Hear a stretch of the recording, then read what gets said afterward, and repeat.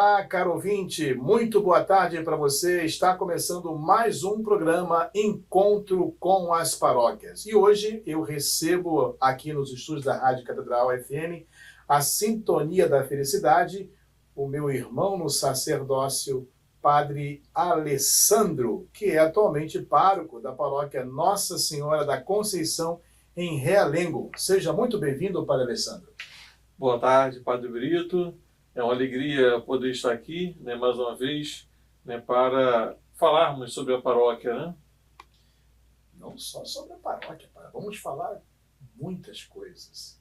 E eu começo sempre perguntando sobre aquele menino Alessandro.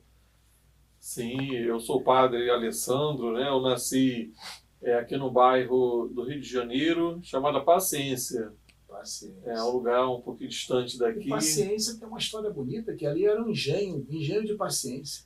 Sim, diz a história que Dom Pedro II passava lá, era tão distante, ele tenha paciência, você vai chegar. Mas era um engenho, né? É. Acho que, na verdade, o Rio todo tinha essa área de engenho, né? Hoje você está numa região em Realengo, que é Real Engenho, né? Exatamente, Padre. Muito interessante isso, né? Sim. E eu começo perguntando ao senhor, e aí o senhor cresceu naquele bairro de Paciência? Sim. Nasceu e cresceu? Nasci em 1980. Pude acompanhar até mesmo a minha paróquia, né, que hoje é Nossa da Conceição Aparecida, lá em Paciência, todo aquele iniciozinho, quando era capela, uma senhorazinha que se reunia, né, nos círculos bíblicos, e ali foi formando uma comunidade.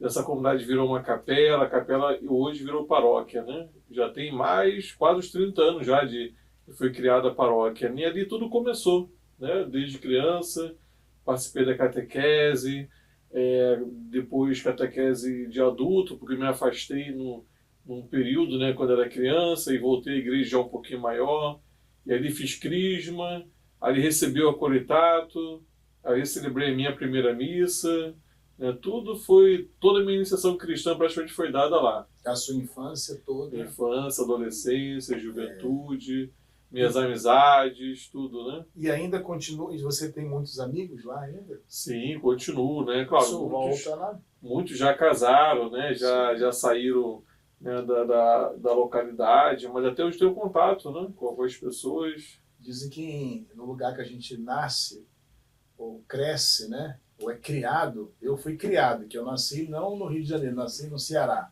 mas fui criado em Senador Camará. Eu digo Sim, lá no Taquaral? Taquaral. Tive lá essa semana, celebrando as missas lá. Por esses dias aí você passou por lá, fiquei sabendo. Passei. Você celebrou as missas então, lá. Então, aí lá eu tinha o nome de Neném. É Neném. Neném? E lá no seu bairro, tu tem algum nome? Tenho. Eu não sei porquê, mas é apelido de Léo. Léo? Léo. Ah, tem a cara de Léo. Mas Léo, todo mundo pensou no meu Leonardo. Eu falei, não, meu nome é Alessandro, mas apelido de criança, né? Todo mundo me chama de Léo. Não sei porquê, mas...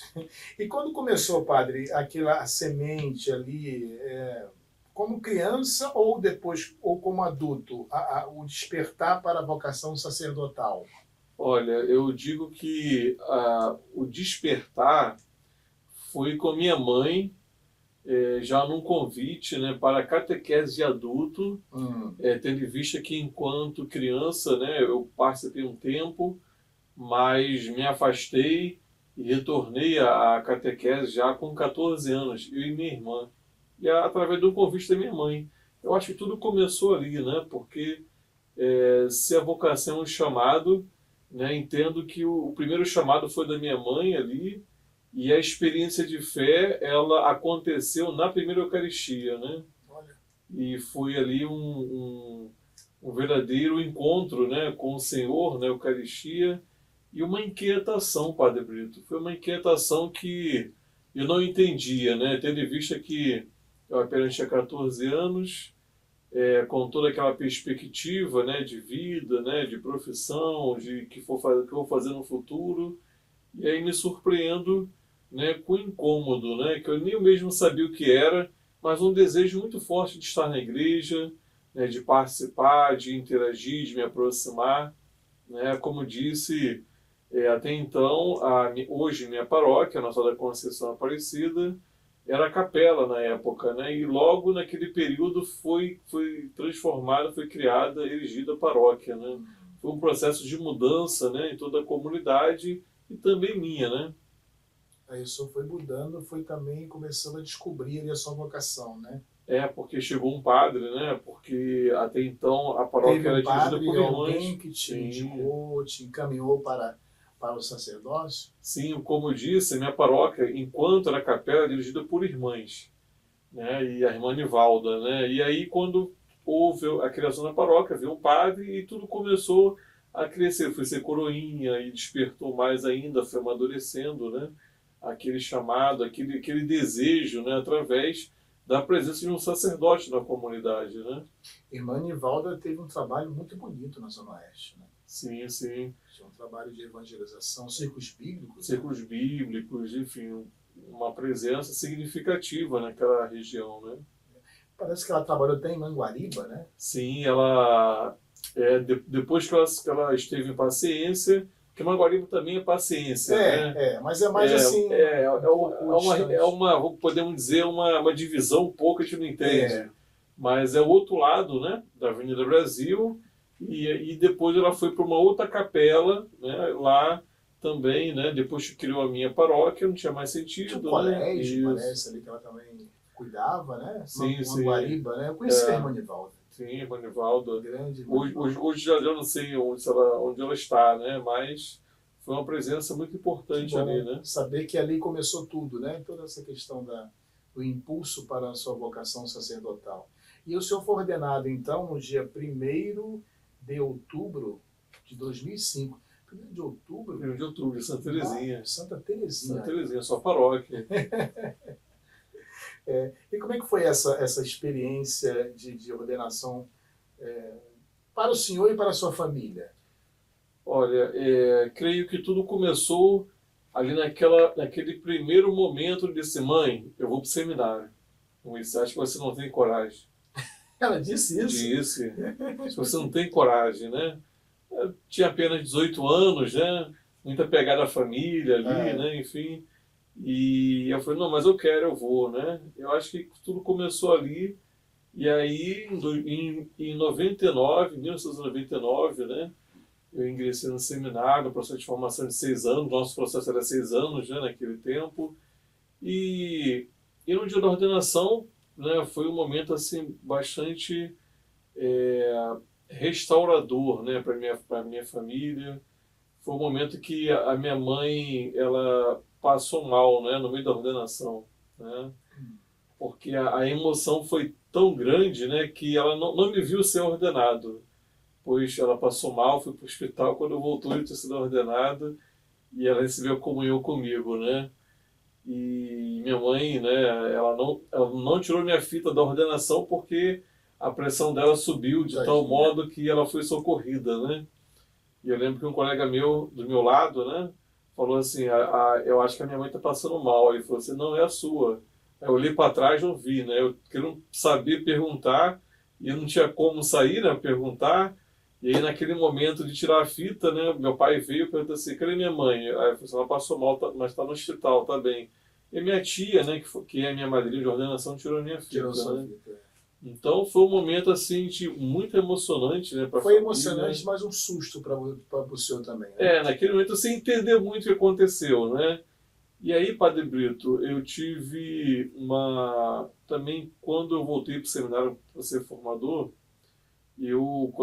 acho que fiz 11 anos de padre, num seminário que é a nossa casa de formação, minha mãe, né, enfim, meus pais foram, né, para aniversário e tal, e eu, como todos nós guardamos aquela fita da ordenação, aquela, né, que a gente diz que tradicionalmente, né, a nossa mãe, né, ela um dia, né, tira, né, e quando diz a tradição que quando ela, né, vai para a casa do pai, a gente coloca aquela fita, né? Isso, no caixão. No caixão, né? Então, como a minha tia, que era minha madrinha de batismo, né, que também foi e é para mim uma segunda mãe, A minha mãe, ela, nesse dia no seminário, eu pedi para ela tirar essa fita, né? Eu pedi para o reitor colocar de novo. Eu falei, mãe, já que a senhora... Gesto, né? já que a senhora, no dia da minha ordenação, a senhora não tirou, então eu queria que a senhora tirasse minha fita de novo. De novo não, né? Tirasse novamente, porque foi tirada na ordenação. Agora a senhora tem que tirar mesmo. E aí ela tirou, né? Ela tirou a fita, e aí ela chorou, né? Porque foi algo que marcou, assim, as nossas vidas, né? A minha e da minha mãe, né? A minha fita está com a minha mãe. A minha filha está comigo ainda. Minha mãe guarda com ela. Eu falo, Guarda mãe, com ela, guarde olha. aí. Que bonito, né? Eu deixo com ela. É um sinal muito forte, né? Da vida sacerdotal de entrega, né? Sim, total, né, padre? Isso. Agora, padre, os ouvintes querem saber de uma coisa. O senhor vai se surpreender sobre o que eu vou dizer agora. Como é que foi a sua caminhada? A sua caminhada formativa, até chegar ao sacerdócio. E aí? Olha, obstáculos? Bastante desafios. Desafios. Olha, padre, alegrias, mas tristezas. Foi muitos desafios, assim, como nós somos contemporâneos, né? E foi um período, assim, bastante desafiador, né? Eu creio mais pela minha timidez, eu era muito tímido. Era muito, muito tímido. Não parece. Hoje eu tenho já mais de 20 anos de padre, né? A gente, mas durante a minha adolescência, minha juventude, eu fui muito tímido. E aí aquela coisa, como que você é um tímido vai falar em público, né? Então, para mim foi um desafio vencer minha timidez, minhas próprias limitações humanas, né? Naquele momento de processo de formação, me configurar, né, a Cristo, né, me doar mais desse chamado, né, enfim. Claro que, né, questionamentos, né, temos até hoje, né, e a certeza também, né, ao mesmo tempo que nós questionamos, Deus também nos dá as confirmações, né. Foi um período, né, que a gente se autoconhece, né. Eu digo que o seminário é um tempo onde a gente, né, se confronta com a gente mesmo, né, e ali a gente vê quem sou eu, né, quem era o Alessandro que queria ser padre, né. Até então a gente, né, vive aquela perspectiva de paróquia, né, comunidade, ou todo mundo diz, né, nossa, que legal, que bom, mas no seminário é aquele período onde você se vê por dentro, você se vê por dentro, né? Você se vê as suas limitações, você muitas vezes se acha, né, que você não vai conseguir, né? Então, e Deus vai dando a graça, né, acima de tudo, para que a gente, né, possa ir superando as nossas próprias limitações, dificuldades e abrace o ministério, né, com amor, com carinho, com dedicação, né? Então é um período desafiador, mas importantíssimo, né? Porque é onde a gente vai sendo moldado por Deus, né? A gente entra como uma pedra e vai sendo lapidado ali, né? A gente vai se conhecendo. Nossa, eu não sabia que eu era assim, né? Essa pedra, ela é lapidada. Vou falar uma coisa muito interessante para aqui agora. Essa pedra lapidada se torna um altar. Olha que bonito, é isso mesmo. É importante pensar sobre isso. Ela torna-se um altar. Sim, exatamente. Onde... Porque as pedras existem, mas elas têm que ser lapidadas para alguma coisa. Para nós sacerdotes, eu penso que ela é lapidada para se tornar um altar. Exatamente, padre. Não é interessante? Pensar sobre isso, né? Eu digo que a gente se deixa lapidar, né? Perfeitamente. A gente se deixa lapidar por Deus, né? Vai moldando a gente ali, né? Como Ele quer, não como eu quero, né? Eu tinha isso muito claro, né? Enfim, eu estou aqui no seminário para ser moldado, né? Não fazer aquilo que eu acho que tem que ser feito, mas aquilo que Deus quer, né? Para que, de fato, né, exerça o ministério, né? Com todo o amor, com todo o carinho, né? De coração mesmo. E aí o senhor foi crescendo, mais um pouquinho, né? Foi ordenado, e depois foi convidado para ser formador do seminário São José, sim. Né? Foi vice-reitor, né? E também o senhor é membro do Conselho Presbiteral da Arquidiocese, né? Sim, o ano passado. Como é que você vive essa missão de colaborar com com o nosso cardeal, com o bispo, com os presbíteros, para a caminhada pastoral da nossa igreja? Padre Brito, hoje eu tenho 20 anos de padre, né? Tenho 20 anos de padre. Depois de 10 anos, né, em 3 paróquias que eu passei, né, com experiência pastoral, fui para o seminário ser formador. Hoje retorno, né, já há 3 anos lá em Realengo, né, e ano passado teve, né, a eleição para o Conselho Presbiteral, né? Então eu creio que seja uma coisa única, o que todos nós colaboramos com o bispo, né, nessa missão, né, seja como pároco, seja como vigário paroquial, seja como formador, como vice-reitor. Então é uma colaboração conjunta daquilo que é o nosso chamado, né? Servir a igreja, né, acima de tudo, naquilo que a igreja precisa, naquilo que o bispo também nos pede, né? Porque a obediência, ela faz parte, né, da nossa missão, né, de servir a igreja, né? Agora vamos sair e vamos fazer uma visita lá à sua paróquia. Sim, vamos. Vamos lá agora? Vamos lá. Padre Alessandro, paróquia Nossa Senhora da Conceição. Ela tem uma história, e essa história ela remonta aí ao século XVIII, não é isso? Exatamente. Antes mesmo do bairro já se desenvolver. Fala um pouquinho sobre essa história tão bonita da paróquia e do bairro. Um pouquinho. Olha, posso afirmar com toda certeza que existe uma pessoa, né, que foi muito significativa para aquela região chamada Padre Miguel. Padre Miguel, que recebeu o título de Monsenhor Miguel. Mas é engraçado, Padre Brito, que o nome, quando o Padre Miguel recebeu o título de Monsenhor, dizem, né, que esse nome não pegou. Era Padre Miguel. Monsenhor Miguel, ninguém sabia quem era. Padre Miguel, todo mundo sabia quem era.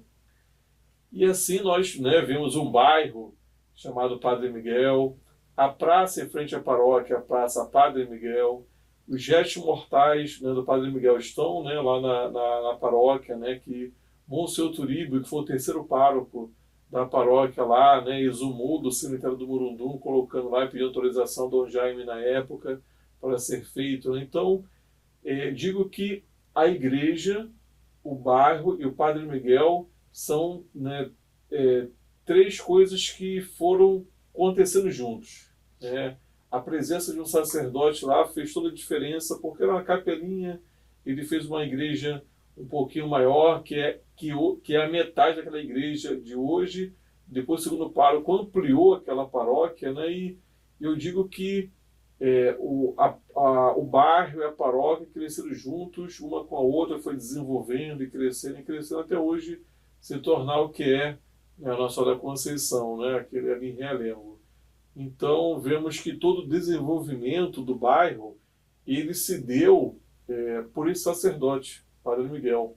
Padre Miguel trouxe educação, não existia escola em Realengo. Ele criou uma escola com alguns colaboradores, né, que eram professores. Ele trouxe cultura, teatro, né, e o teatro, né, foi uma coisa que Padre Miguel trouxe. Dizem que ele trouxe, né, por ele ser de origem espanhola e ter tido contato, né, com a cultura europeia, ele trouxe essa novidade, né, para a região, para toda aquela, até mesmo para o Rio de Janeiro, que dizem, né? Então ele trouxe, né, educação, esporte, cultura para aquela região, desenvolvimento, né? Enfim, dizem que Padre Miguel, na época da catequese, né, quando as crianças vinham com fome, dizem que ele pegava um dinheiro, ia lá no sacolão, né, o sacolão hoje podia ser mercearia, né, comprava um cacho de banana e dava para as crianças comerem, né. Não, criança aqui na catequese vai ficar com fome, né. Então ele tinha um trabalho social. Mas era um cuidado que tinha, né? O pastor cuidava das suas ovelhas, né? E assim, Realengo, né, o Padre Brito, era uma área militar, né? Hoje ainda mas naquela época era Antigamã, né? Funcionava ali na Praça do Canhão, né? Então o Padre Miguel era o capelão, né, dali, e o Padre Miguel fez um movimento, sabe com o quê? Com os vicentinos, um trabalho social fantástico, até hoje existe, né? os antigos comentam, né, que esse movimento que o Padre Miguel fez com os vicentinos lá na AMAN até hoje existe em Resende, aonde, né, os oficiais davam contribuição para os mais pobres, né?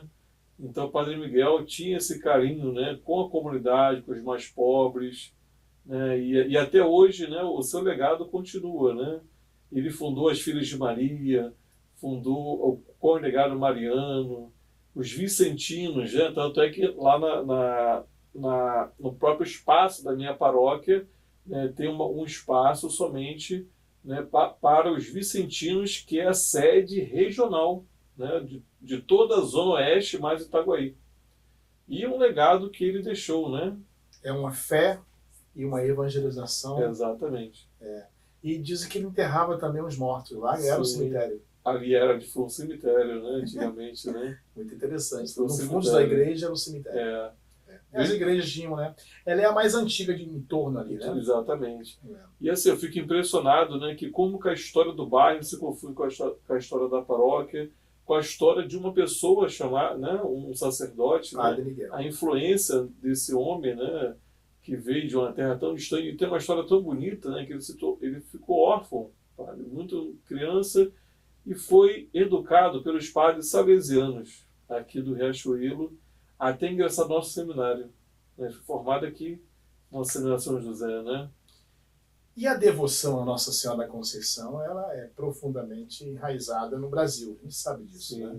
Então, como é viver isso? É presenciar essa fé todos os dias na sua comunidade. Ali, com certeza, é confissão toda hora, as pessoas procuram para aconselhamento, né?